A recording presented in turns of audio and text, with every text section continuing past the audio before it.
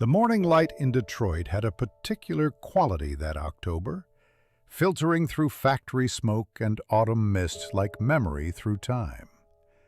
Our mechanic, let's not burden him with a name, for he preferred the anonymity of his trade, woke at 5:30 as he had every day for 19 years, his internal clock more reliable than the West clocks on his nightstand.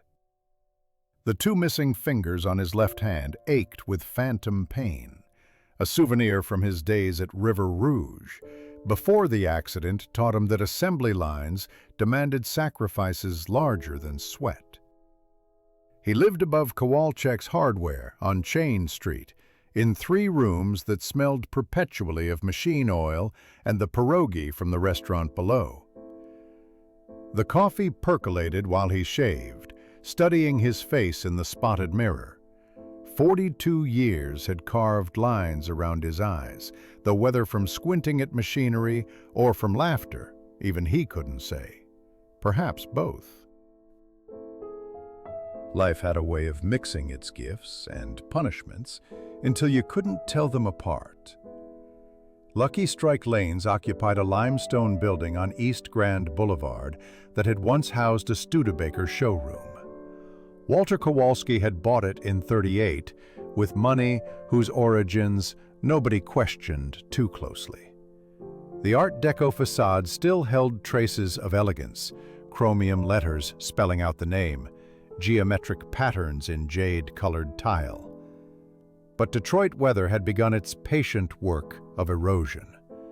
16 lanes stretched back into shadows, though only 12 saw regular use.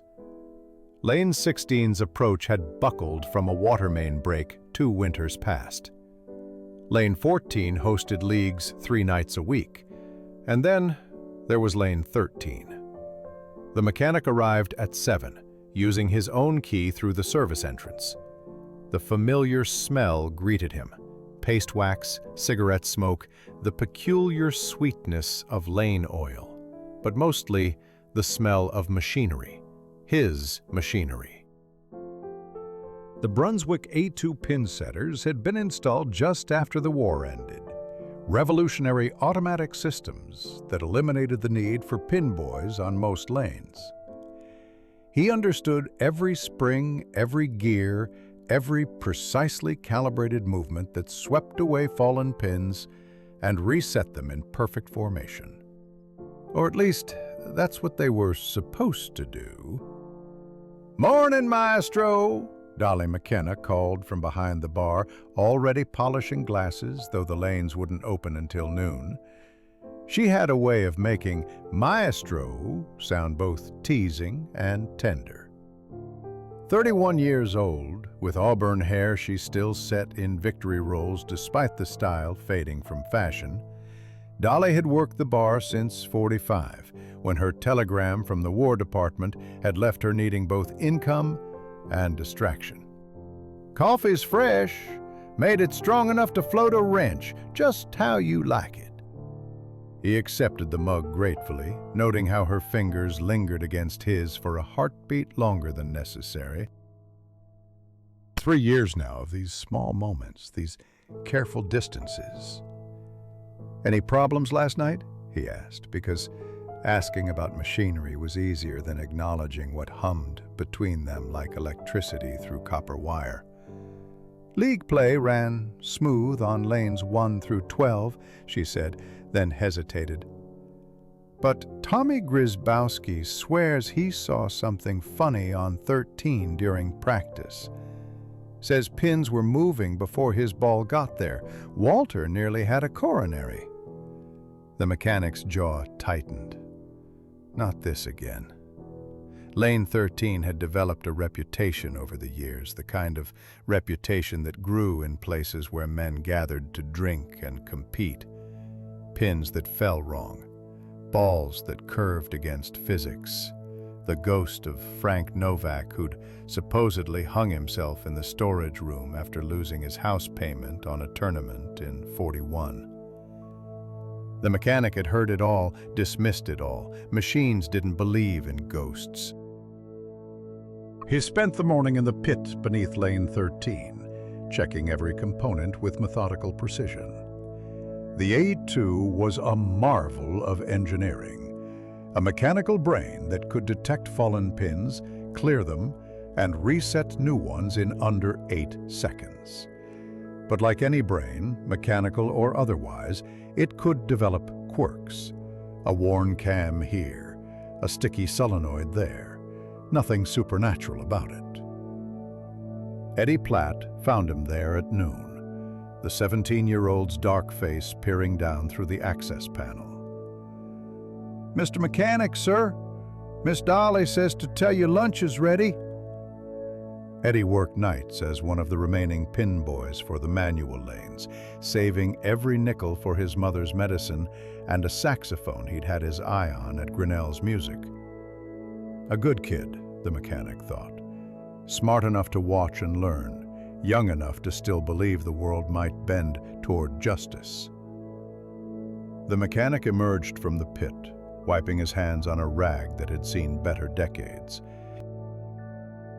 In the bar area, Dolly had set out a plate, kielbasa, sauerkraut, rye bread thick as a dictionary.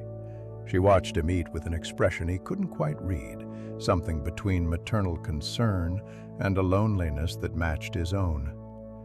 "You know, Vinnie Torino's been sniffing around again," she said quietly. "Offering Walter good money for this place." Vincent Torino ran the Velvet Room next door, a cocktail lounge that attracted a different clientele, men in sharper suits, women in lower necklines, conversations that stopped when strangers approached. The mechanic had nothing against Vinnie personally, but he recognized a predator's patience when he saw it. That evening, after the lanes closed, the mechanic walked 6 blocks to St. Albertus Church, where Father Stanislaw waited in the rectory with a chessboard and a bottle of Zubabrufka that had somehow survived Prohibition. The priest, 64 and built like he'd once worked the docks himself, moved his knight with fingers that trembled slightly. Age or vodka? Probably both. "You believe in fate?" Father Stanislaw asked in Polish, though both men spoke perfect English after decades in America. "I believe in cause and effect," the mechanic replied, studying the board. "Every machine has inputs and outputs. And what about men? Are we machines too?" The mechanic captured a pawn, considering. "Men are just complicated machines. More variables, but still predictable if you know the patterns." Father Stanislaw smiled, the kind of smile that suggested he knew something you didn't, or perhaps knew that nobody knew anything at all. "Then tell me, my mechanical friend, what pattern explains why you spend your evenings with an old priest instead of with that woman who watches you like you're the last boat leaving a sinking ship?" The mechanic had no answer for that, or rather, had too many answers, none of them simple enough for words. Outside, Detroit rumbled with its nighttime symphony. Sirens, car horns, the distant crash of freight cars coupling in the rail yards. The city was a machine too, vast and complex, and somewhere in its workings, Lane 13 waited with its peculiar mysteries, its impossible failures that challenged everything the mechanic thought he understood about how the world actually worked. 7 days had passed since the mechanic's inspection of Lane 13. 7 days of normal operation that almost made him forget Dolly's warning about Tommy Grabowski's complaint. October 22nd arrived with unseasonable warmth, the kind of Indian summer day that made Detroit's working men loosen their collars and dream of beer gardens. The league championship quarterfinals would begin at 8 that evening, bringing together the best bowlers from Hamtramck, Poletown, and the East Side, men who'd perfected their form over decades, who knew the weight of a strike ball like they knew their wives' birthday disappointments. The mechanic arrived early, as was his custom on tournament nights. He walked the length of each lane, checking the oil patterns, testing the pin decks with the careful attention of a surgeon examining tissue. Lane 13 appeared normal, its maple boards gleaming, its pins standing in perfect formation, like white soldiers awaiting orders. Yet something felt different in the air, a tension he couldn't name, like the pressure drop before a thunderstorm. By 7:30, Lucky Strike hummed with anticipation. Men in team shirts, Kowalski's Crushers, the Holy Rollers, Packard Local 36, gathered around tables sticky with beer rings, their voices rising and falling in waves of bravado and nervous laughter.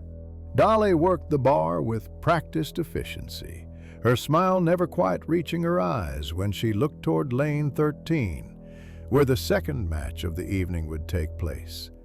The mechanic positioned himself at his usual spot during tournaments, a stool near the back where he could observe all 16 lanes simultaneously, though his attention tonight fixed particularly on 13. The first match proceeded without incident on lanes 7 and 8. Then came the moment that would transform his understanding of what was possible. Tommy Grzybowski stepped up to lane 13, all 240 pounds of him, a former assembly line worker whose right arm had grown mighty from 20 years of repetitive motion. His team, the Dodge Main Maulers, needed a strike to advance. Tommy went through his ritual, 3 steps back, deep breath, eye on the 1-3 pocket. The mechanic watched him release, watched the 16-pound ball roll with perfect rotation toward its target. And then it happened. The 5-pin fell backward, then the 9, then the rest, toppling like someone had pulled their strings, except Tommy's ball was still 8 feet away, still rolling through empty air toward pins that had already surrendered. The ball crashed through nothing but shadows, scattered pins that had already scattered themselves. The alley erupted. Tommy stood frozen at the foul line, his mouth open in an expression somewhere between rage and terror. "What in the holy hell was that?" he roared, spinning toward Walter, who had gone pale as fresh paper behind the counter. The mechanic was already moving, his mind racing through possibilities: electrical malfunction, structural vibration, some kind of magnetic anomaly, anything but what his eyes had witnessed. He dropped to his knees beside the ball return, pressing his ear against the mechanism, feeling for irregular vibrations through his palm. Nothing. The machinery purred with its usual rhythm. "It's that goddamn ghost!" someone shouted from the crowd. "Frank Novak's still bowling from beyond!" Walter pushed through the gathering crowd, his 58 years showing in the tremor of his hands, the sweat beading on his forehead despite the evening cool. Now, boys, let's not get carried away. Must have been some kind of settling in the foundation. These old buildings, you know how they are." But the mechanic could see Walter didn't believe his own words. The owner's eyes darted toward the storage room where Frank Novak had supposedly ended his life 6 years ago, after losing everything on a tournament that should have been easy money. The mechanic had always dismissed the story as barroom mythology, but now, watching those pins on the lane refuse to reset properly, even his rational mind began to entertain uncomfortable questions. "We demand a re-bowl," Tommy's teammate, a thin man called Scissors for reasons nobody remembered, pushed forward. "This ain't natural, and it ain't fair." The tournament director, A methodical man named Herbert Pond, who worked days as an insurance adjuster, examined the lane with the skepticism of someone trained to spot fraud.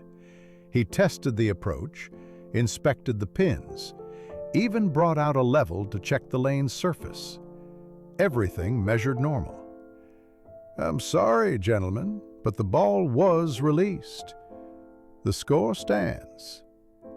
The Dodge Main Maulers protested until their voices grew hoarse, but rules were rules.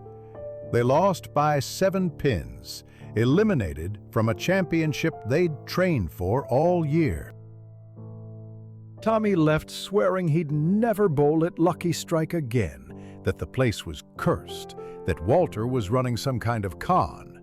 Others murmured agreement, and the mechanic could see tomorrow's problem taking shape. Empty lanes, canceled reservations, the slow death of reputation that killed businesses faster than any ghost. After the crowds dispersed, leaving only the echo of their discontent, the mechanic remained with Walter and Dolly in the dimmed alley. Eddie swept up, moving between the lanes like a shadow, his young face troubled by what he'd witnessed.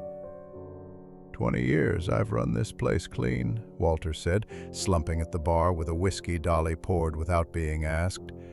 20 years since I went legitimate. And now this." He looked at the mechanic with desperate eyes. "You got to fix this. Whatever's wrong with that lane, you got to make it right." The mechanic nodded slowly, though he had no idea how to fix something that violated everything he understood about cause and effect.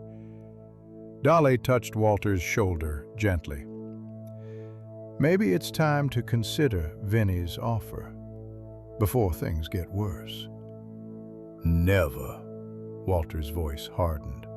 "I didn't survive Prohibition and the Depression to get chased out by some parlor trick. There's an explanation. There has to be." Later, alone in the pit beneath Lane 13, the mechanic examined every connection, every bolt, every surface that might contribute to the impossible. His flashlight beam caught something: tiny marks on the foundation bolts, wear patterns that didn't match the normal stress of the machinery. He traced them with his remaining fingers, feeling vibrations so subtle they barely registered, like whispers through concrete. Eddie appeared at the access panel above.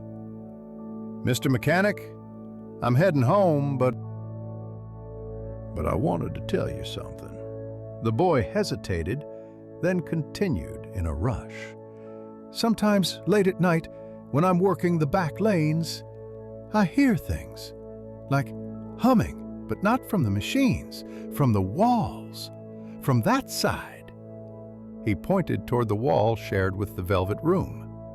The mechanic filed this information away, another piece in a puzzle that grew more complex by the hour.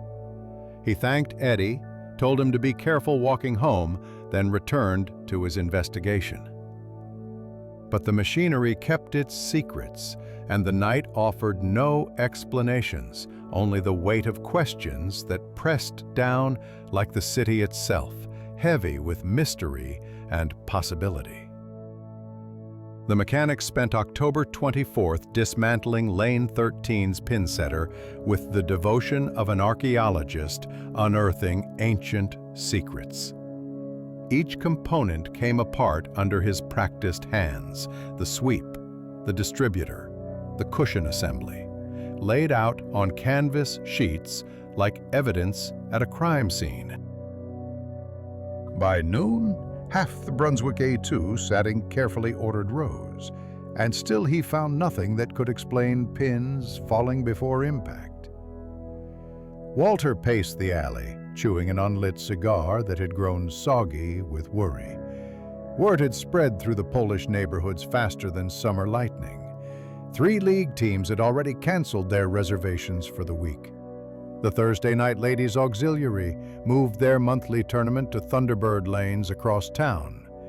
Each cancellation hit Walter like a physical blow, visible in the deepening lines around his eyes. Maybe we should call in someone from Brunswick, Walter suggested, watching the mechanic reassemble a particularly complex gear assembly. A specialist from the factory. The mechanic's pride bristled at the suggestion, though he kept his voice neutral. Give me time. Whatever's happening, the answer is here. Machines don't lie. That afternoon, while lanes 1 through 12 hosted sparse customers who cast nervous glances toward 13, the mechanic visited the Detroit Public Library's periodical room. He researched Frank Novak, finding only a brief obituary in the Polish Daily News from November 41. Suicide, the paper said delicately. Survived by no one. The mechanic studied the grainy photograph, a thin man with haunted eyes holding a bowling trophy from better days. But photographs couldn't make pins fall, and dead men didn't bowl. Returning to Lucky Strike as evening painted the sky industrial pink, he found Dolly sitting alone at the bar, counting receipts that grew thinner each day. She looked up at his approach, and something in her expression made him sit beside her rather than heading straight to his work. "Vinny came by again," she said quietly. "Offered Walter $20,000, cash. That's double what this place is worth on a good day." $20,000. The mechanic calculated quickly.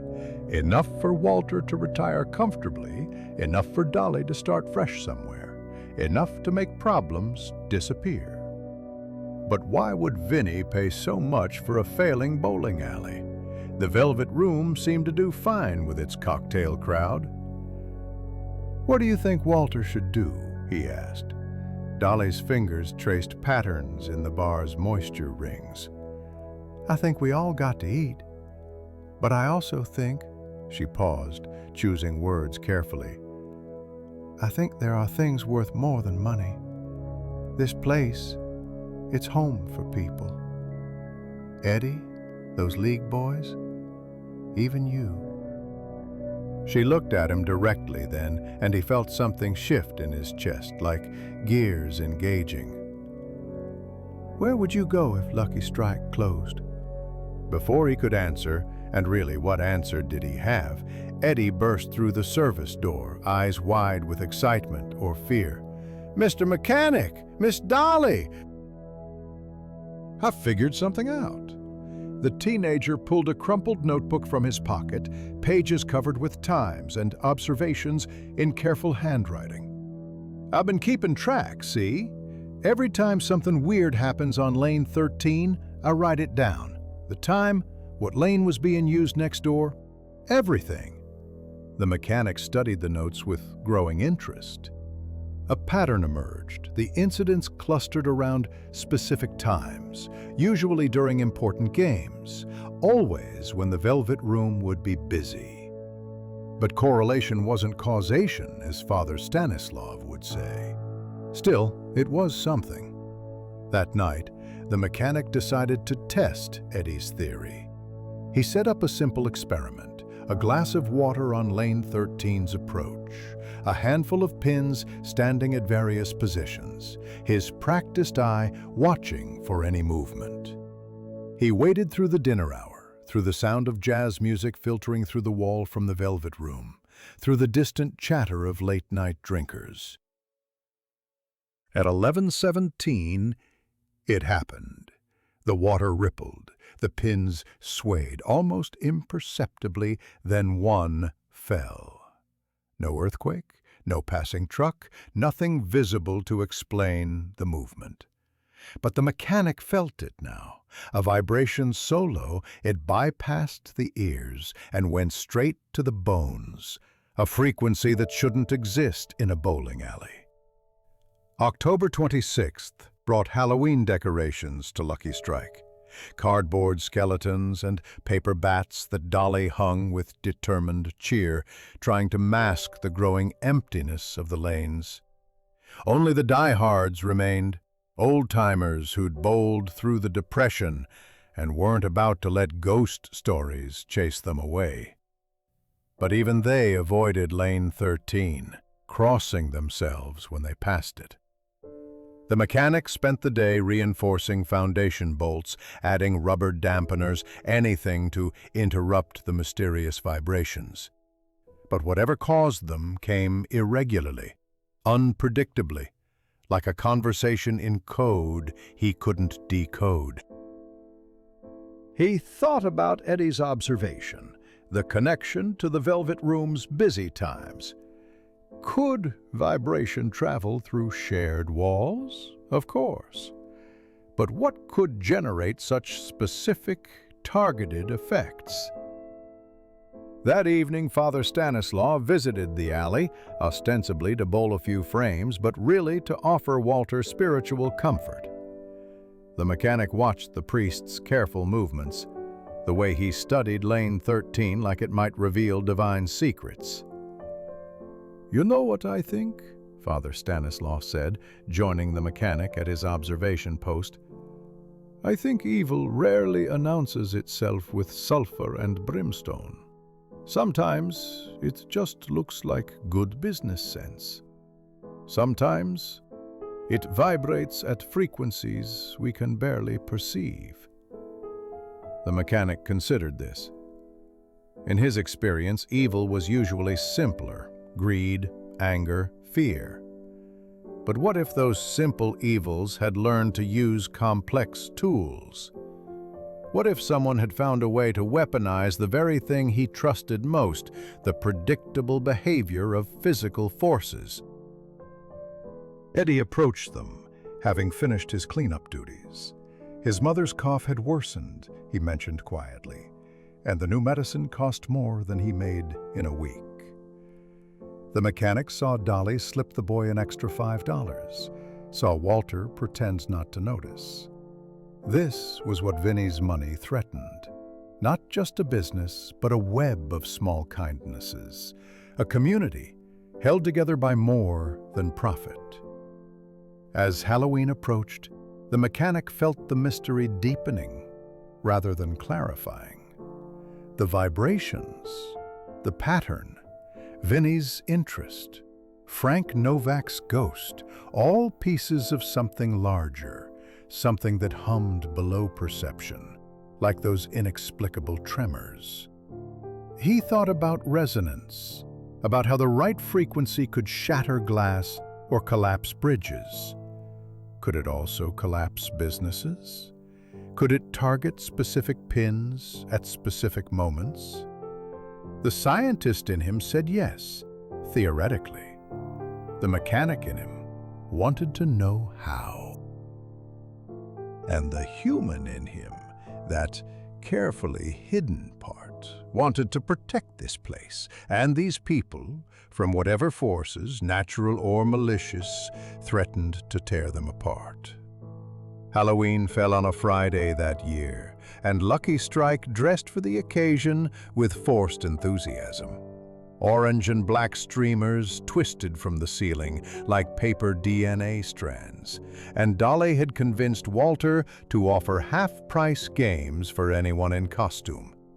The mechanic observed it all from his position beneath lane 13, where he'd installed a series of makeshift sensors, springs attached to pencils that would mark paper if vibrations occurred.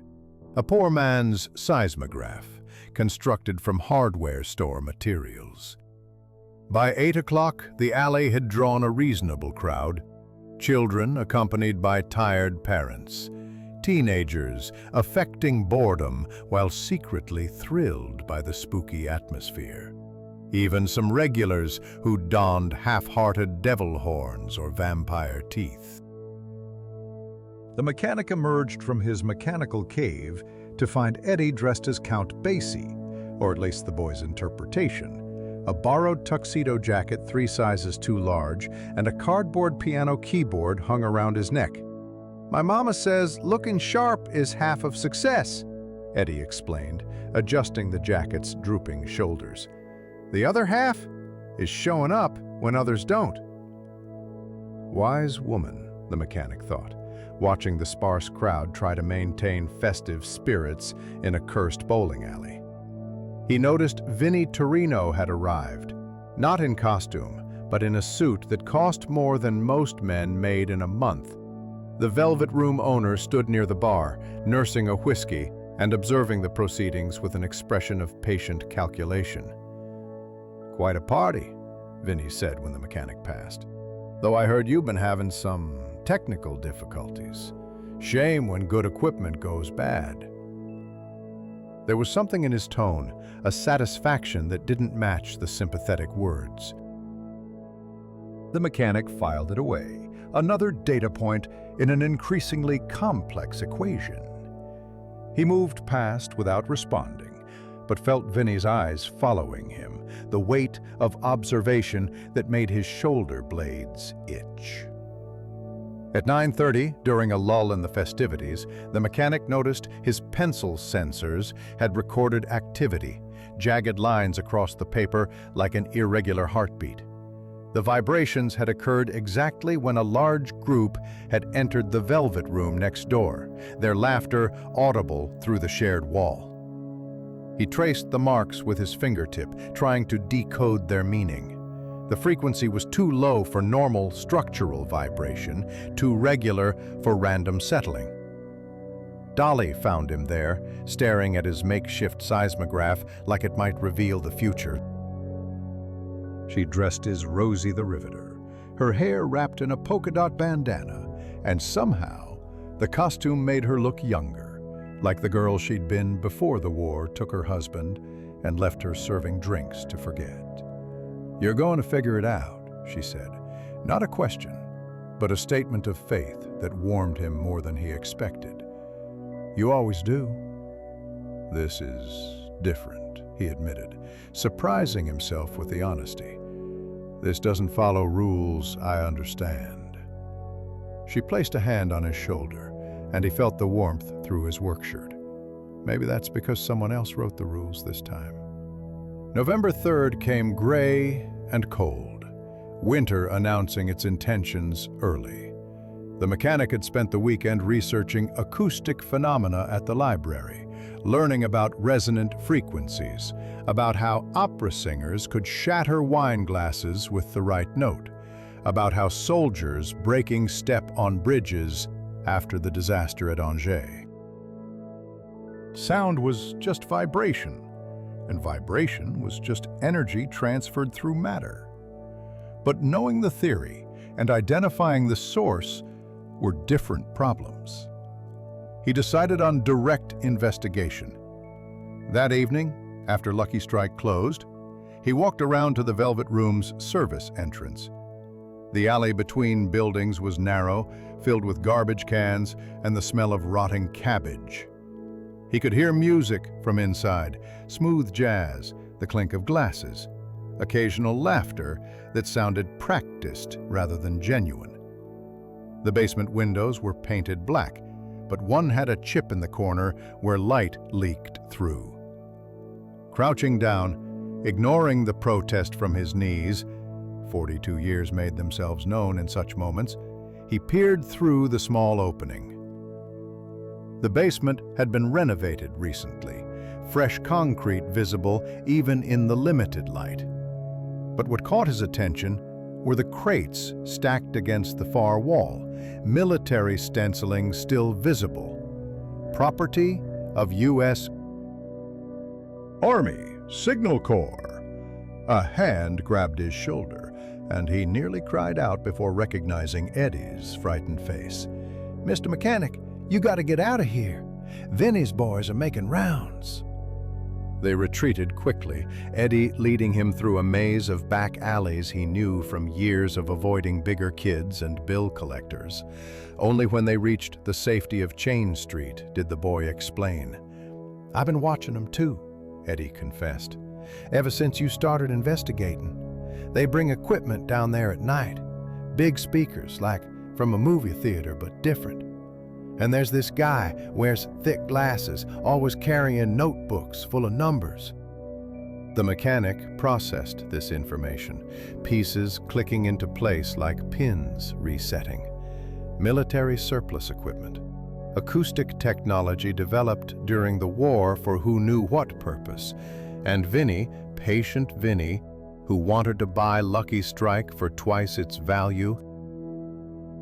November 5th brought an unexpected visitor to the alley, Professor Marcus Holbrook from Wayne University's physics department, whom the mechanic had written to with carefully phrased questions about theoretical acoustic weapons. The professor, a thin man who looked like he survived on coffee and equations, examined Lane 13 with scientific fascination.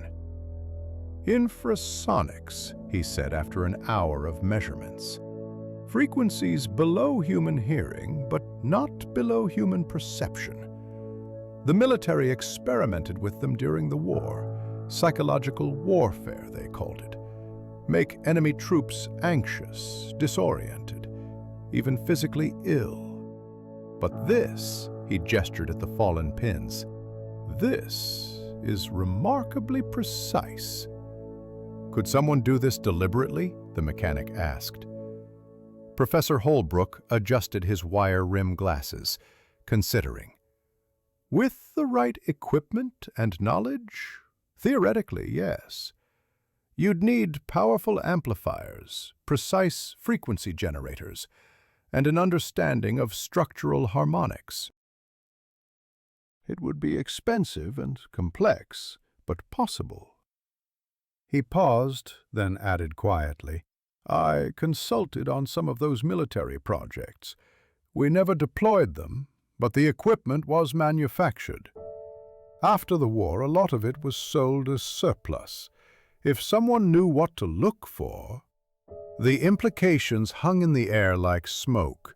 The mechanic thanked the professor, who left with warnings about the dangers of infrasonics, how they could damage buildings, affect human health, destroy businesses through fear and superstition. All weapons the mechanic now suspected were being deliberately deployed against Lucky Strike. That night, unable to sleep, he sat at his window overlooking Chain Street, watching the city settle into its restless slumber. Tomorrow, he would need to gather more evidence, would need to find a way to prove what seemed impossible, that someone was using sonic weapons to destroy a bowling alley's reputation, one fallen pin at a time. But tonight, he simply sat and thought about resonance, about how the right frequency could bring down structures that had stood for years, about how even the strongest foundations could crack under sustained, invisible pressure. The mechanic's decision to infiltrate the Velvet Room came after 3 sleepless nights studying Professor Holbrook's notes on acoustic warfare. November 8th arrived with sleet that turned Detroit's streets into sheets of black ice.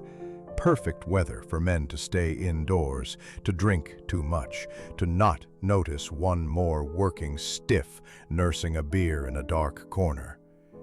He prepared carefully, clean shave, his least stained trousers, a jacket borrowed from Eddie, who'd gotten it from a church donation box. The mechanic looked like what he was trying to be, a factory worker spending his paycheck on overpriced liquor and the possibility of forgetting his troubles for a few hours. He left his tool belt behind, but kept a small screwdriver in his pocket, an old habit that had saved him more than once. The Velvet Room's interior was everything Lucky Strike wasn't. Red velvet booths, crystal chandeliers that threw rainbow patterns across mahogany walls, a stage where a Negro quartet played jazz, smooth as aged bourbon. The clientele matched the decor, men in tailored suits, women whose jewelry caught the light like captured stars. The mechanic felt conspicuous as a wrench in a watch shop, but the bartender took his money without comment. From his booth, he could observe the layout. The bar ran along the shared wall with Lucky Strike. Behind it, a door marked "Private" that must lead to the basement. 2 of Vinny's men flanked it, thick-necked fellows who looked like they'd learned their trade, breaking legs for the Purple Gang. The mechanic nursed his whiskey, terrible stuff that burned without warming, and waited for his opportunity. It came at 10:40, when a fight broke out near the stage. Two men arguing over a woman, or pretending to. The mechanic recognized staged violence when he saw it, but the other patrons didn't. While everyone watched the bouncers separate the combatants, he slipped through the private door and down narrow stairs that reeked of mildew and something chemical, sharp like ozone. The basement stretched longer than he'd expected, running the full length of the building. Fresh concrete covered the floor, but older brick walls showed water damage and decades of industrial grime. And there, against the wall shared with Lucky Strike, stood the equipment that confirmed his suspicions. 3 massive speakers, each the size of an icebox, connected to amplifiers that belonged in a radio station, not a cocktail lounge's basement. Thick cables ran to a control panel covered in dials and meters, frequencies marked in precise increments. The mechanic recognized some components, military designations, signal corps stamps, equipment that should have been destroyed after the war, but had found its way into civilian hands. A notebook lay open on a workbench, filled with calculations in neat handwriting. Times, dates, frequency settings, a log of every ghost incident at Lucky Strike, planned and executed with scientific precision. The mechanic memorized what he could, his mind photographing pages of evidence that would disappear if Vinny suspected intrusion. Footsteps on the stairs sent him behind the speakers, pressing himself into shadows that smelled of electrical insulation and fear. A thin man with thick glasses descended, the technician Eddie had described. He moved to the control panel, checking settings with the careful attention of someone who understood exactly what damage sound could do. 10 more minutes, the technician muttered, apparently to himself. Then we give them another show. The mechanic watched him adjust dials, setting a frequency so low the numbers barely registered on the meters. 18 hertz. Below human hearing, but at the exact resonance to affect the human body, to create unease, fear, the sensation of supernatural presence. The technician flipped a switch, and the mechanic felt rather than heard the vibration begin, traveling through the concrete, through the wall, into Lucky Strike, where late-night bowlers would soon experience another haunting. He escaped during the shift change, when the bouncers switched positions and attention wavered. Outside, the sleet had turned to snow, covering Detroit's sins in temporary white. The mechanic walked quickly, but not too quickly, a working man heading home, not a spy carrying industrial secrets in his memory. Back at Lucky Strike, he found chaos. Pins had fallen on 3 lanes simultaneously, and one bowler swore he'd seen a shadowy figure at the end of lane 13. Walter sat at the bar with his head in his hands while Dolly tried to calm hysterical customers. Eddie swept up pins that had somehow jumped 2 lanes over, his young face grim with understanding when he saw the mechanic enter. It happened again, Dolly said unnecessarily. Worse than before. Walter's talking about closing for good. The mechanic wanted to tell them everything, but proof required more than his word. He needed evidence that would stand up to scrutiny, that would convince not just Walter, but potentially the police, though involving them carried its own risks. Vinny had connections, the kind that could make problems and problem solvers disappear. November 9th brought Father Stanislaw to the alley for morning coffee, his weathered face showing concern. I heard about last night. The whole neighborhood's talking. Some want to hold an exorcism. The mechanic almost laughed at the irony, calling on God to cast out demons that ran on electricity and precise mathematics. But he recognized the deeper issue. Fear was spreading like oil on water, and fear could kill a community business faster than any ghost. "What if it's not supernatural?" the mechanic asked carefully. Father Stanislaw studied him with eyes that had seen too much to be easily surprised. "Then someone is doing evil while hiding behind superstition, which, in my experience, is often how evil prefers to work." That afternoon, while the alley sat empty except for Eddie practicing his saxophone in the storage room, the boy had finally saved enough for a used horn. The mechanic constructed his own weapon. If sound could destroy, perhaps it could also defend.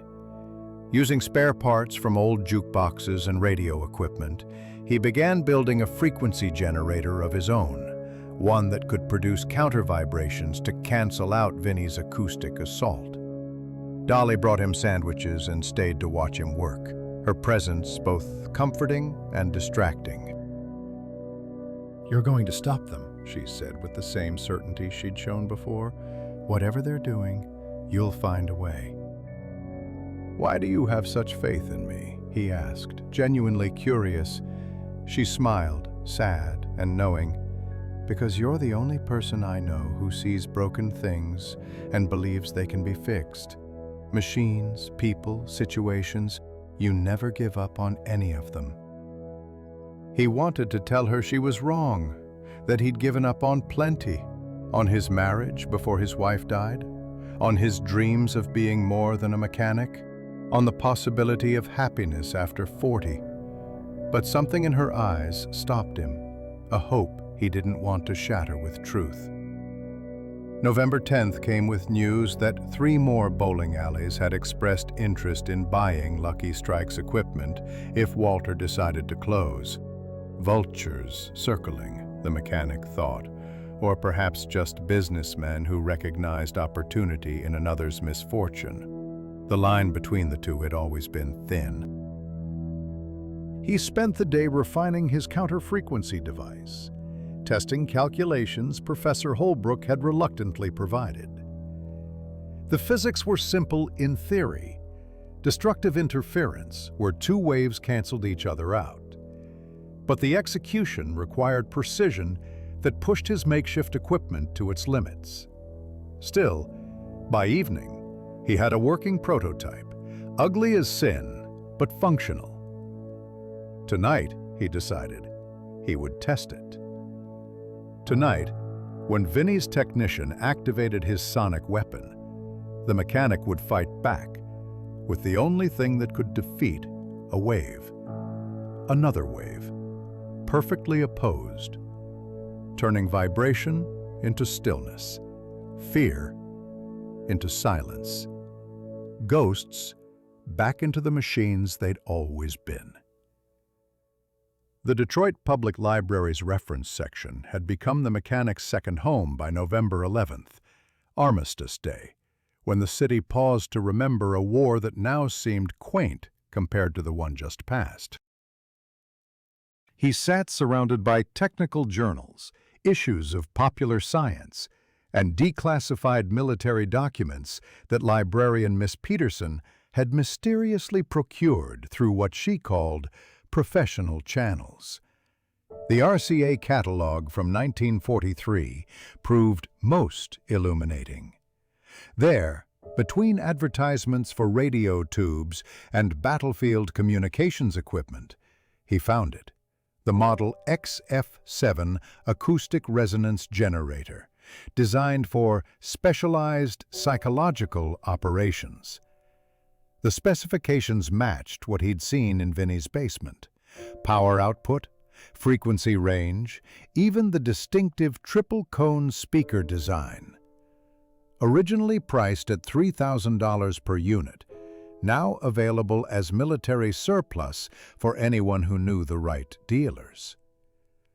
Professor Holbrook met him that afternoon at a diner on Woodward Avenue, choosing a corner booth where their conversation would dissolve into the clatter of dishes and afternoon gossip. The physicist had brought his own research, pages of calculations covered in symbols that looked like ancient languages.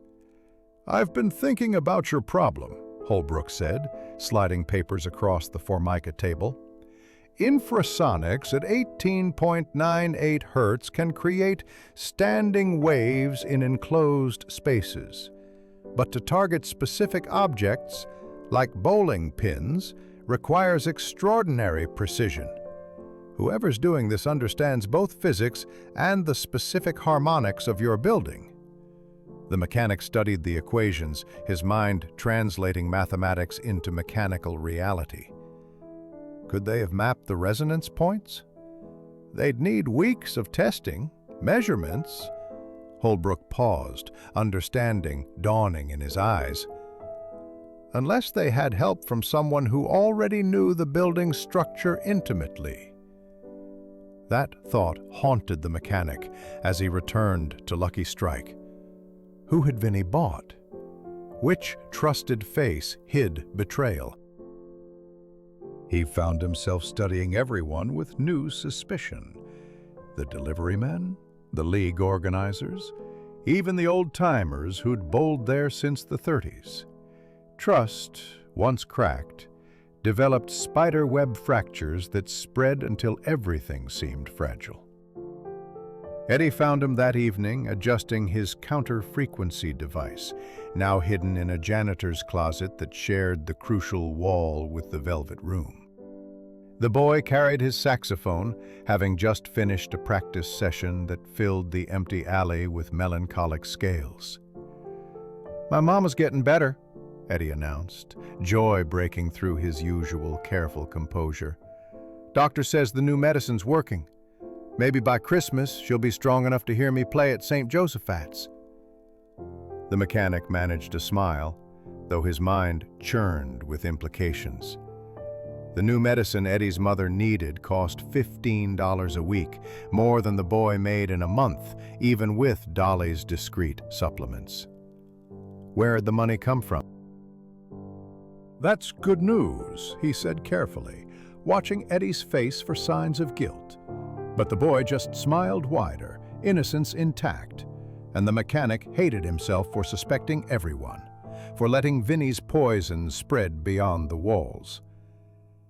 November 15th arrived with the first serious snowfall, 6 inches that muffled the city's harsh edges and made even the factories look clean. The mechanic arrived early to find Walter in his office, surrounded by paperwork that looked like surrender. "I'm meeting with lawyers tomorrow," Walter admitted, not meeting the mechanic's eyes, "to discuss the sale. Then he's offered $25,000 now. That's enough to set everyone up proper, you, Dolly, even something for Eddie's family." "Give me 1 week," the mechanic said. 1 week to prove what's really happening." Walter looked older than his 58 years, defeat etched in every line. "You think I don't know something's fishy? But knowing and proving are different beasts. And even if we prove it, then what? We go to war with Vinny Torino? You know who his friends are?" The mechanic did know. The Purple Gang might be history, but new organizations had risen from its ashes, men who'd learned violence in Europe and brought those lessons home. Still, he pressed on. 1 week. If I can't stop it by then, you sell." That night, he implemented his monitoring system, a telephone handset wired to detect vibrations, connected to a timer he'd salvaged from a washing machine. Every incident would be logged automatically, creating a pattern even skeptics couldn't deny. Eddie helped him run wires, the boy's thin fingers perfect for threading cables through narrow spaces. "You know, Mr. Torino offered me a job," Eddie mentioned casually while securing a connection. "Said he needs someone smart, someone who understands music and timing." The mechanic's hands stilled on his tools. "What did you tell him?" Said I'd think about it. Mama needs that medicine, and Eddie's voice trailed off, heavy with the weight of impossible choices. But I know what he is, what he's doing. I just wish doing right didn't cost so much. November 17th brought an unexpected ally, Dr. Chen, who ran a herb shop 3 blocks away and occasionally bowled on Tuesday afternoons, approached the mechanic with an observation. I study vibrations in my work. Traditional medicine understands that everything resonates. Your building, it shakes at specific times. But last week, when you were working in that closet, the shaking stopped for exactly 12 minutes. Whatever you're doing, it's working. The mechanic realized his test of the counter-frequency device had been noticed by someone attuned to such things. If Dr. Chen had felt the difference, others might too. He began to formulate a plan, not just to defend against Vinny's attacks, but to expose them in a way that couldn't be ignored or suppressed. Dolly found him that evening, making final adjustments to his device, her presence announced by the smell of coffee and something else. Perfume, maybe, or just hope.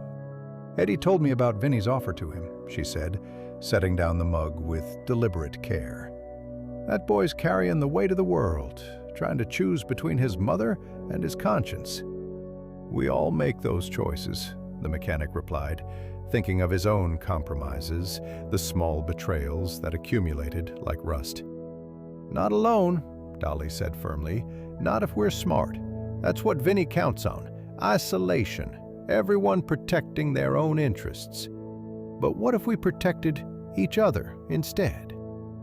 The mechanic looked at her then, really looked, seeing not just the bartender or the war widow, but a strategist who understood that communities survived through connection, not isolation. What are you proposing? A demonstration during the tournament finals. Every important person in the neighborhood will be here. Councilmen, reporters, even that radio fella from WJBK.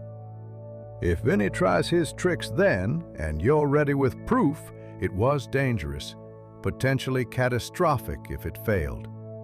But as the mechanic considered the alternative, Lucky Strike closing, the community scattered, Vinny's victory complete, he realized they had no choice. The championship finals were in 2 weeks. 2 weeks to perfect his countermeasures, to gather irrefutable evidence, to save not just a bowling alley but the small, good thing it represented in a world that seemed increasingly hostile to small, good things.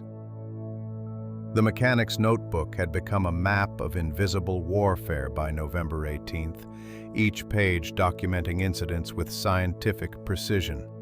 Time, 11:14 p.m. Duration, 43 seconds. Frequency detected, 18.9 hertz. Pins affected, lanes 12 through 14. His monitoring system, crude but effective, had captured what human senses couldn't: the mathematical signature of Vinny's acoustic weapon. Eddie proved invaluable in establishing patterns, his musician's ear attuned to rhythms others missed. "It's like a song," the boy explained, studying the data while absently fingering saxophone keys he'd drawn on cardboard to practice when his real instrument was at home.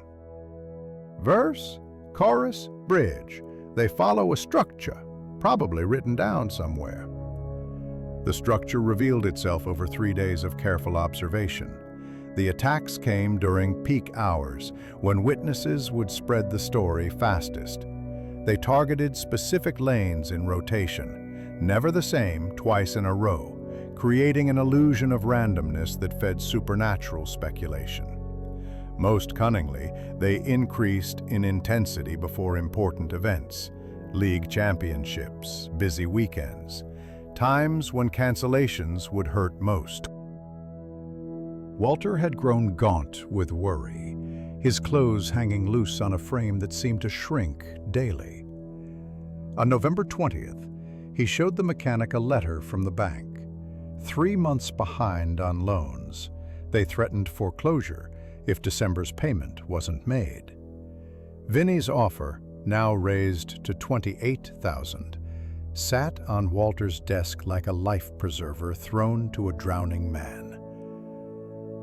"I fought in the Great War," Walter said, staring at the letter. "Thought I knew what battle looked like. But this, fighting an enemy you can't see, with weapons you don't understand, this is worse." The mechanic wanted to offer comfort, but he'd learned that sometimes silence was kinder than false hope. Instead, he returned to his work, refining the counter-frequency generator with parts scavenged from a condemned radio station. The device had grown into an ungainly monster of vacuum tubes and copper coils, but his tests showed it could neutralize the infrasonics within a radius of 30 feet. Not enough to protect the whole alley, but sufficient for a demonstration. That evening, Dolly organized what she called a war council in the alley's back office. Present were the mechanic, Eddie, Father Stanislav, and, surprisingly, Dr. Chen, who'd become invested in what he termed a fascinating study in forced resonance phenomena. "The tournament finals are December 1st, Dolly began, spreading out a calendar marked with red circles. "Every bigwig in Hamtramck will be here. If we're going to expose Vinny, that's our chance." Father Stanislav raised a gnarled finger. "Exposure requires proof that common people can understand. Not everyone speaks your language of frequencies and wavelengths." "Then we make it simple," Eddie suggested. "Like when you catch someone with their hand in the cookie jar. We need to catch them in the act, red-handed." The mechanic had been thinking along similar lines. "What if we could predict exactly when they'll strike? Set up witnesses? Maybe even photographers?" Dr. Chen leaned forward, interested. "In my homeland, we have a saying. The hunter who knows where the deer will drink doesn't need to chase them through the forest." They spent 2 hours planning, each contributing according to their expertise. Father Stanislav would ensure community leaders attended. Dr. Chen would bring his nephew, who worked for the Detroit Free Press. Dolly would manage logistics, keeping Walter distracted and hopeful. Eddie would position himself in the Velvet Room as a customer. The boy could pass for 18 in dim light, to signal when the equipment activated. The mechanic's job was most crucial. Ensure his counter-device worked perfectly and gather physical evidence that would stand up in court if necessary. November 22nd brought Thanksgiving, and with it an unexpected complication. The mechanic arrived at Lucky Strike to find Vinny Torino himself inspecting lane 13, running his manicured fingers along the wood like a man appraising property he already owned. "Beautiful craftsmanship," Vinny said without looking up. "They don't make 'em like this anymore. Everything's plastic and chrome now. No soul." The mechanic said nothing, but Vinny continued as if they were having a conversation. "You know, I respect a man who takes pride in his work. When I buy this place, and we both know I will, I'll need someone who understands these machines. The job's yours if you want it. Triple what Walter pays." It was a good offer, the kind that could change a working man's life. The mechanic could fix machines anywhere, could pretend not to know what happened in the basement, could survive. But survival and living were different things, a distinction he'd learned watching his wife fade away while he kept all their machines running perfectly. "I'll think about it," he said, because refusing outright would signal knowledge he shouldn't have. Vinny smiled, the expression never reaching his eyes. "Smart man. Think carefully. Opportunities like this don't come twice." After Vinny left, the mechanic found his hands shaking, not with fear, but with rage he rarely allowed himself to feel. The casual arrogance, the assumption that everything had a price, the treatment of people as items in a ledger. It violated something fundamental in him, something that believed in the dignity of honest work and honest relationships. Eddie appeared from the storage room where he'd been hiding. "He scares me," the boy admitted. "Not like street tough scary, like he'd destroy you and sleep fine after." November 24th was the day everything accelerated.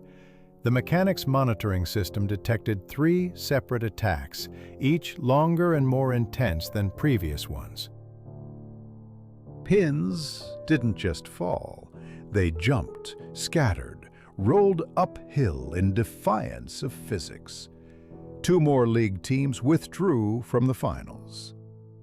The Polish Daily News ran a story about Lucky Strike's curse, complete with a blurry photograph of Lane 13 that some swore showed a ghostly figure. That night, the mechanic made a dangerous decision. He positioned his counter-frequency generator for a full test, not just dampening the infrasonics, but reflecting them back toward their source. It was risky. Too much power could damage both buildings' foundations. But he needed to send a message, to let Vinny know the game had changed. At 11:30, when his detectors indicated an incoming attack, he activated his device. The effect was immediate, a grinding sensation in the air. 2 waves meeting and canceling, then rebounding. Through the wall, he heard a sharp crack, like expensive equipment breaking, followed by shouting from the Velvet Room's basement. For the first time in weeks, Lane 13's pins stood perfectly still. Thanksgiving dinner at Lucky Strike was Dolly's idea, though the mechanic suspected desperation masqueraded as celebration. November 27th saw the alley transformed. Tables pushed together, covered with mismatched cloths, steaming dishes that Polish and Italian grandmothers had contributed, despite their own lean cupboards. The mechanic found himself seated between Eddie and Father Stanislaw, watching Walter attempt jovial conversation, while anxiety carved deeper lines around his eyes. "My mother sends her regards," Eddie said, passing a covered dish that smelled of nutmeg and cinnamon. "Says any man who keeps her boy employed deserves her best sweet potato pie." The mechanic accepted the offering, noting Eddie's improved clothes, new shoes, a winter coat without patches. The boy's mother's medicine was working, but the cost haunted every improvement. Across the table, Dolly served turkey with practiced grace, her smile genuine when she caught his eye, though worry shadowed her movements like a persistent suitor. "In Poland," Father Stanislav began, raising his glass of krupnik, "we have a saying, the wolf may change his coat, but never his nature. I've been thinking about wolves lately, about how they hunt in packs, how they separate the weak from the herd." Dr. Chen, who'd brought mysterious dumplings that proved surprisingly delicious, nodded thoughtfully. "In China, we say the mantis stalks the cicada, unaware of the oriole behind. Sometimes the hunter becomes hunted." These weren't idle proverbs, the mechanic understood. They were warnings, strategies, encouragements wrapped in ancient wisdom. The community had gathered not just for Thanksgiving, but for solidarity, the kind that might withstand what was coming. After dinner, while others cleared dishes, the mechanic descended to his workshop beneath the lanes. His counter-frequency device had grown into an elaborate construction. Vacuum tubes glowing like electronic prayers, copper coils wound tight as his nerves. The successful test 3 nights ago had damaged Vinny's equipment, buying time but also escalating conflict.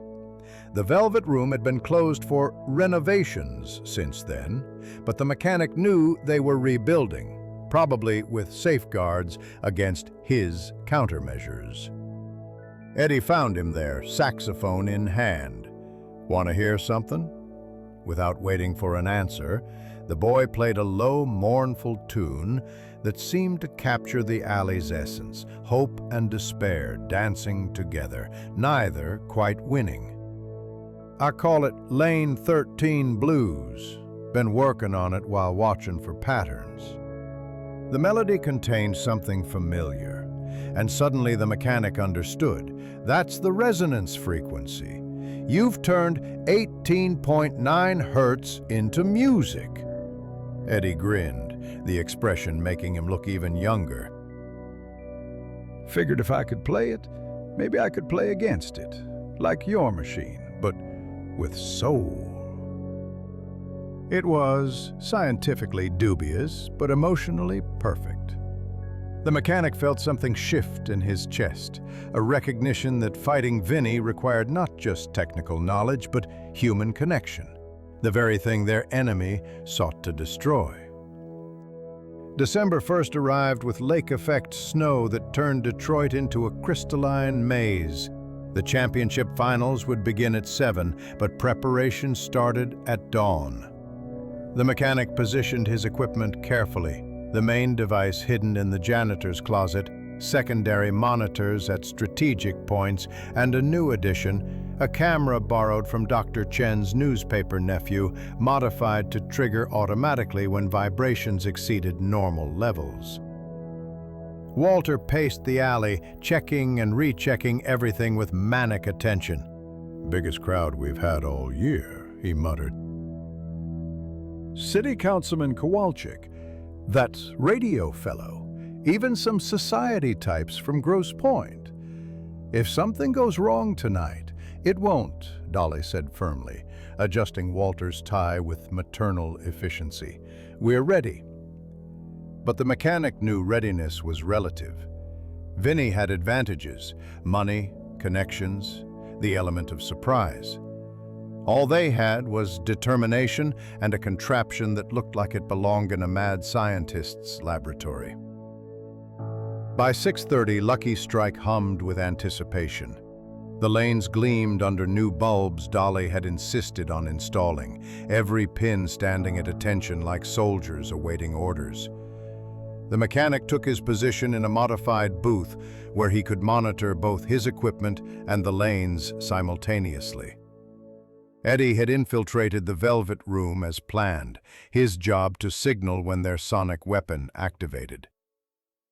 7 o'clock brought the first teams to their lanes. The mechanic watched Lane 13 with particular attention. The second semifinal would play there, featuring the defending champions, Hamtramck's finest bowlers, who'd specifically requested that lane to prove there ain't no ghosts. At 7:43, Eddie's signal came, 3 quick flashes from a penlight through the Velvet Room's window. The mechanic activated his counter-frequency generator, feeling it hum to life like a awakening beast. His monitoring equipment showed the incoming infrasonics, waves of destructive energy flowing through the shared wall. But this time, they met resistance. The counter-frequencies created a null zone around Lane 13, invisible armor against acoustic assault. The pins trembled slightly, then stood firm. The bowler released his ball, achieved a perfect strike, and the crowd erupted in normal celebration rather than supernatural terror. Through his equipment, the mechanic could hear the battle. 2 wave patterns fighting for dominance, his defensive signal holding against Vinny's attack. But then something changed. The incoming frequency shifted, modulated, adapted. Vinny's technician was adjusting in real time, trying to overwhelm his defenses. The mechanic's hands flew across his controls, matching each variation with counter-adjustments. It became a duel of expertise, two engineers wrestling through wavelengths and amplitudes. Sweat beaded on his forehead as vacuum tubes overheated, threatening to blow. One particularly powerful surge nearly broke through, causing pins on lane 12 to wobble ominously. Then, at the crucial moment, something unexpected happened. Eddie's saxophone rang out from the Velvet Room, playing his Lane 13 blues, with modifications that exactly matched the infrasonics. The addition of actual music to the frequency battle created chaos in the acoustic spectrum. The mechanic saw his opportunity and pushed his equipment to maximum power, creating a feedback loop that sent the infrasonics back through the wall with doubled intensity. The explosion wasn't visible, but everyone heard it. A deep, grinding crack from the Velvet Room's basement, followed by the sound of shattering glass and electrical discharge. The lights in both buildings flickered. Someone screamed, then silence, profound and complete. The mechanic's camera had captured everything: the visual distortion of air during the acoustic attack, the timestamp proving synchronization with the Velvet Room's equipment, even a perfect shot of pins vibrating before falling. Evidence that couldn't be dismissed as superstition or coincidence. Within minutes, the Velvet Room evacuated, smoke pouring from their basement windows. Fire trucks arrived, then police, then insurance investigators who'd received anonymous tips about illegally modified military equipment. The mechanic watched from Lucky Strike's entrance as officers carried out the destroyed remains of the XF7 acoustic resonance generators, their serial numbers still traceable to Army surplus sales that required special licenses Vinny certainly didn't possess.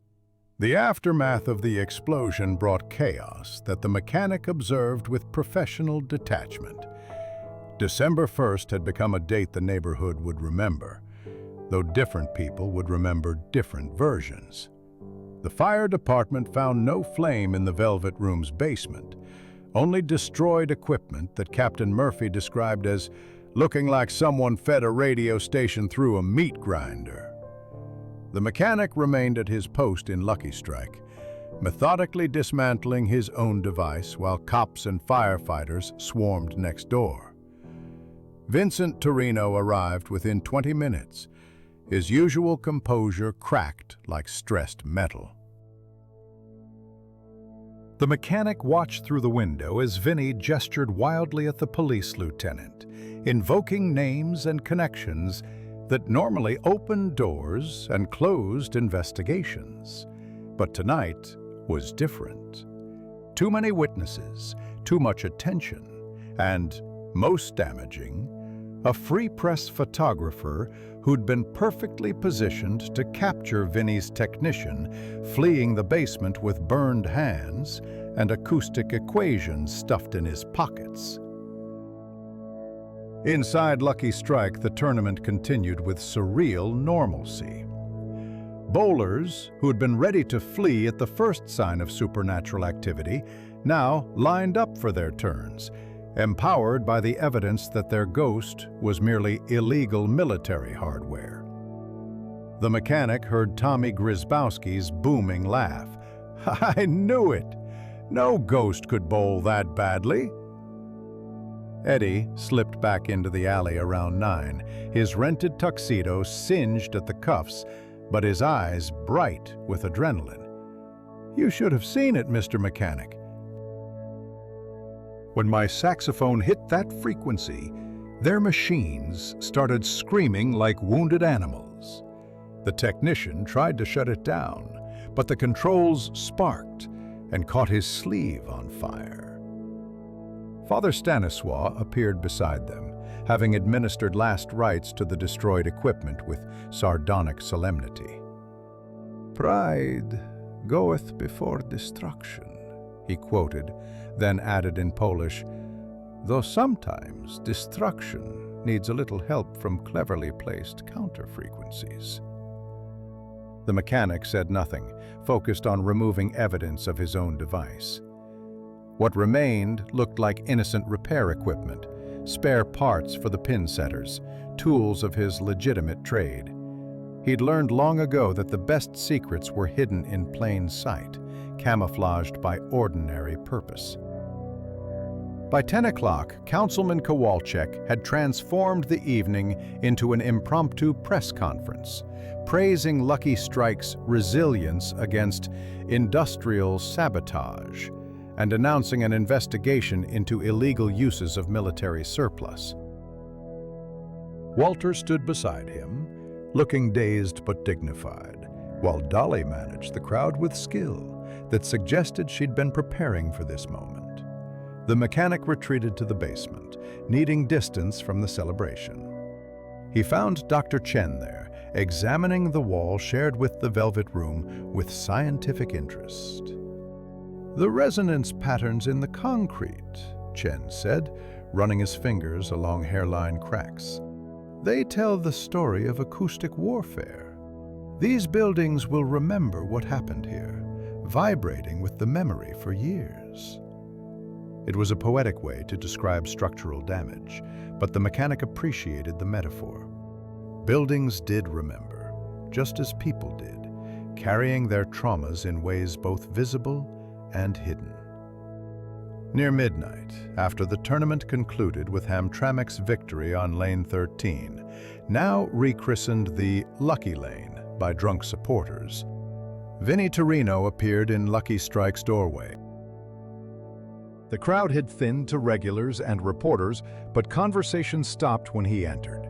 The mechanic tensed, ready for violence, but Vinnie merely walked to the bar and ordered whiskey. "You win, Walter," Vinnie said, loud enough for everyone to hear. "The Velvet Room is closed indefinitely. Insurance company's already talking about condemning the building. Structural damage from the equipment malfunction." Walter, emboldened by witnesses and whiskey, stood straighter than he had in weeks. "I never wanted war, Vinnie. Just wanted to run my business in peace." Vinnie finished his drink in one swallow, then turned to leave. But at the door, he paused and looked directly at the mechanic. "Clever work. Very clever. My technician says whoever designed that counter-frequency system understands acoustic physics better than most professors. Shame such talent is wasted on bowling alleys." The mechanic met his gaze steadily. "Every talent finds its proper place," Vinnie smiled, cold and knowing. "Does it? Well, perhaps you're right, though I wonder what other talents you're hiding, mechanic. Men who can build such devices usually have histories worth investigating." The threat hung in the air after Vinnie departed, but the mechanic felt no fear. His history was common enough: immigrant, worker, widower. Nothing Vinnie could use, nothing worth exposing. Sometimes the best armor was ordinariness. December 2nd brought unexpected revelations. The police investigation uncovered more than acoustic weapons in the Velvet Room's basement. They found books of illegal bets, correspondence with known racketeers, and most damaging, contracts showing Vinnie had already sold Lucky Strike to a development company, presuming his acquisition was guaranteed. Fraud charges joined the illegal weapons possession, ensuring Vinnie would be too busy with lawyers to threaten anyone for a long time. Eddie's mother visited the alley that afternoon. Walking slowly but steadily, her recovery evident in the color returned to her cheeks. She insisted on meeting the mechanic, taking his oil-stained hands in her thin ones. "My boy tells me you're teaching him about machines and frequencies." "Good. He needs to learn practical things, not just music. Though music saved us this time, didn't it?" The mechanic acknowledged this truth with a nod, watching Eddie demonstrate his modified saxophone technique to a fascinated reporter. The boy had become momentarily famous, the kid who fought sound with sound one headline would read. But fame in Detroit was fleeting. By next week, another story would capture attention, and Eddie could return to being a teenager with a horn and a future. That evening, Walter called a staff meeting that consisted of himself, the mechanic, Dolly, and Eddie. The office felt smaller with all of them present, or perhaps it was the weight of decisions that compressed the space. "Insurance from the damage to our building will cover the bank loans," Walter began, shuffling papers that looked less like surrender now. "And Councilman Kowalczyk is pushing for a city grant to support businesses affected by acoustic terrorism. His term, not mine. We're going to survive." Relief filled the room like oxygen after drowning. Dolly actually laughed, the sound bright as struck crystal. Eddie grinned wide enough to show the gap in his back teeth.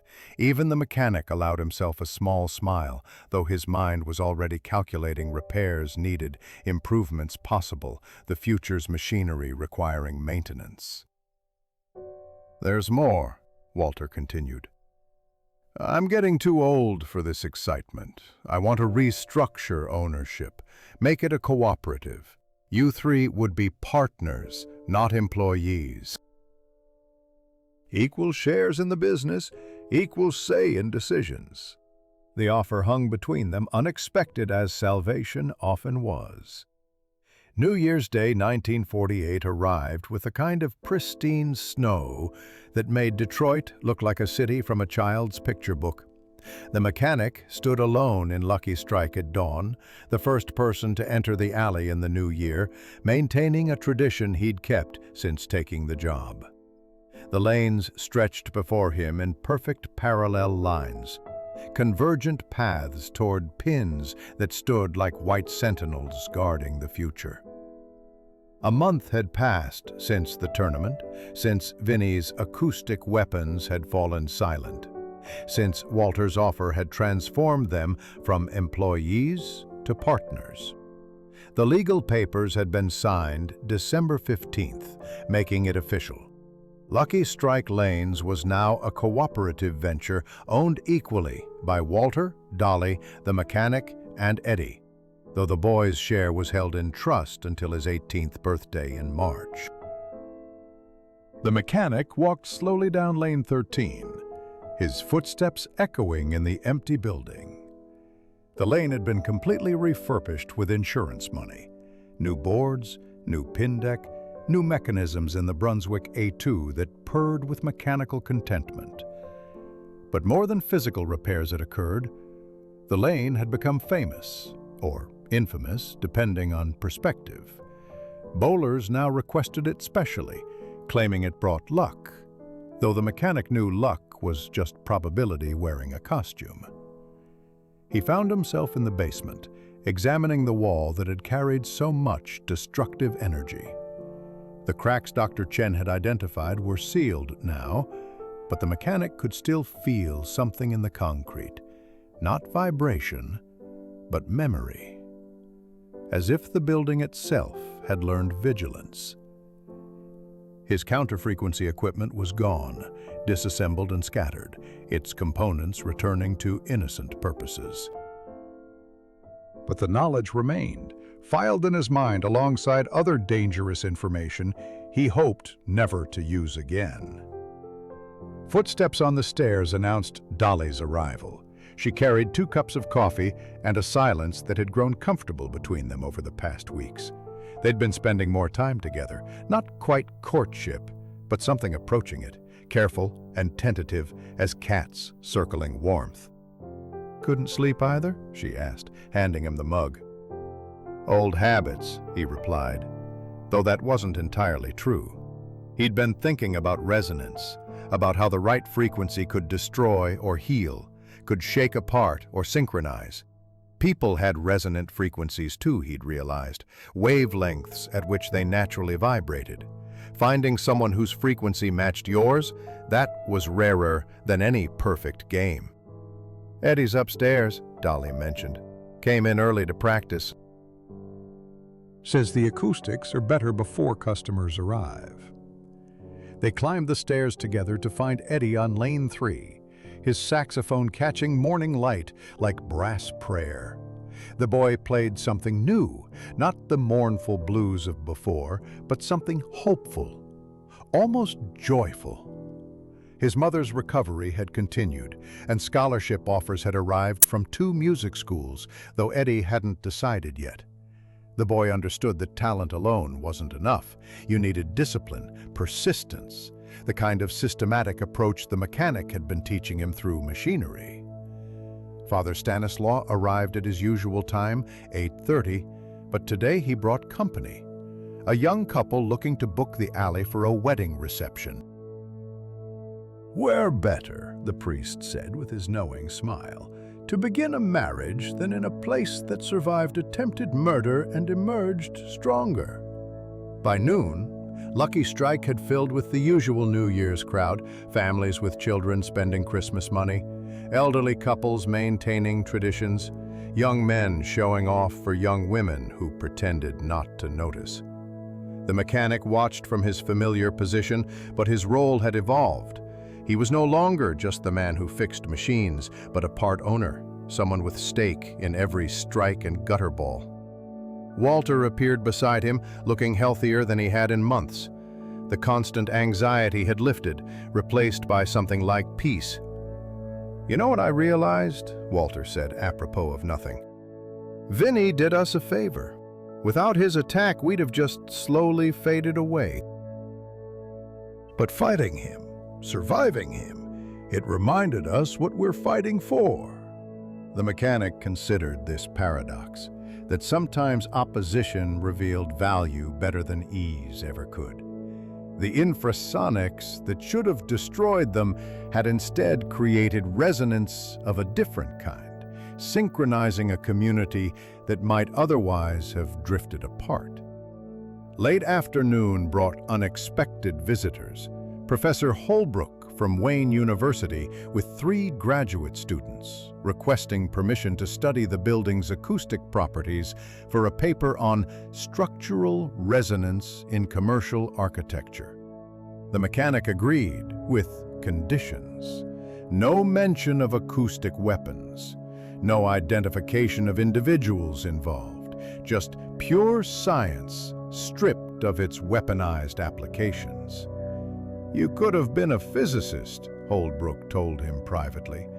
"Your solution was elegant, using destructive interference to create constructive outcomes." There's poetry in that. But the mechanic knew he was exactly what he needed to be, a man who understood machines, who fixed what was broken, who maintained the systems that let life continue. Physics was just a tool, like a wrench or screwdriver. What mattered was what you built or repaired with it. Evening transformed Lucky Strike into something magical. Eddie had convinced Walter to try something new, live music on Friday nights, jazz that complemented rather than competed with bowling. The boy played with 2 friends from school, their music weaving between the crash of pins and celebration of strikes. It shouldn't have worked, but it did, like so many things that seemed impossible until tried. The mechanic found himself behind the bar with Dolly, helping serve drinks while she managed the surprising crowd. Their hands touched passing bottles, and neither pulled away. Small gestures, but in them the possibility of something larger, something that might grow if given time and proper maintenance.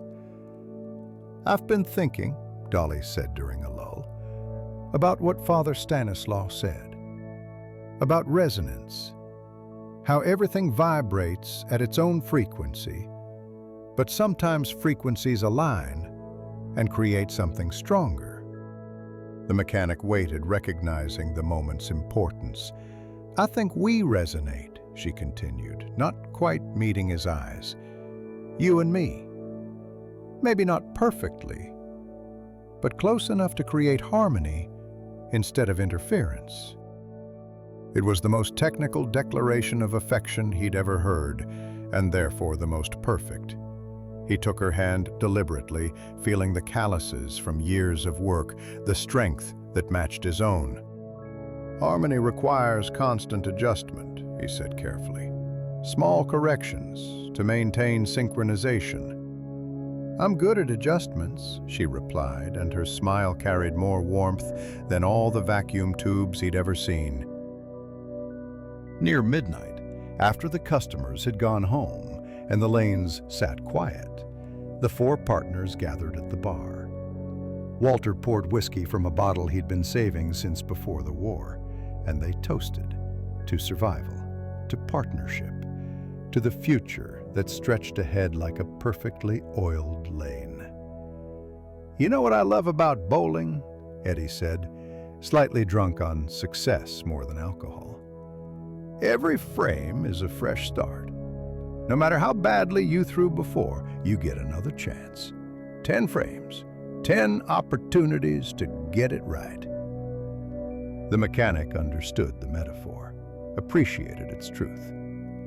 Life was like bowling, not in its strikes or gutter balls, but in its constant possibility of redemption, its rhythm of attempt and reset, its fundamental democracy where anyone could achieve perfection if they found the right line, the right speed, the right rotation.